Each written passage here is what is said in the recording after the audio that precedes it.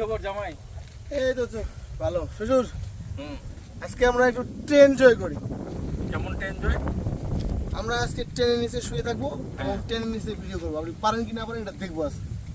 তুই কি আমার মনে হচ্ছে সাহস নাই? মনে তো হয় না। চলেন দেখি কে কতক্ষণ থাকতে পারে। চলুক হোক, চলেন চলো। এই যে ট্রেন আসতেছে, এই যে রেডি 1 2